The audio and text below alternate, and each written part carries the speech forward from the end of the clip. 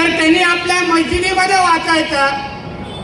यापुढे अगर आम्ही ऐकलं की शुक्रवारी बाहेरचे बांगलादेशी आणि जिहादी येऊन आमच्या सेक्टर 19 मध्ये येऊन रस्त्यावर अगर ढुंगण वरती करत असतील तर त्या प्रत्येक ढुंगणावर वस्त्र फिरवण्याचं काम आम्ही आमच्या हे लक्षात ठेवा। मग यांच्या गॅस सिलेंडर वरती येऊ शकणार नाही।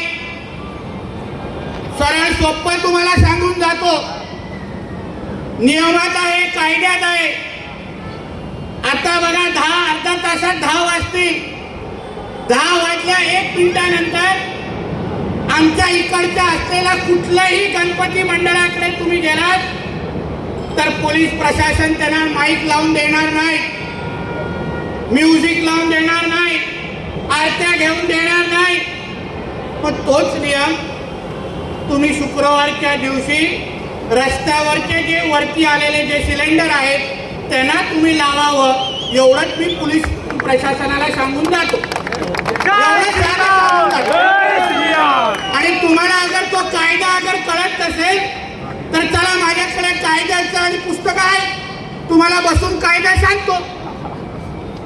आणि यापुढे अगर ही परिस्थिती अगर आपल्या या सेक्टर 19 मध्ये बदलली नाही, शुक्रवारी 2 वाजताचे बाहेरचे बांगलादेशी आणि जिहादी जे इकडे राहतात का इकडे पाहिलेत का तुम्ही? इकडे आहेत का इकडचे आधार कार्ड? मग इकडच्या बाहेरच्या कोणी येऊन अगर इथे ढुंगणावरती करून नमाज वाचण्याच्या रस्त्यावर प्रयत्न केला तर वस्त्रे फिरवण्याचं काम आम्ही स्वतःहून सुरू करू, एवढं मी पोलीस प्रशासनाला सांगून जातो।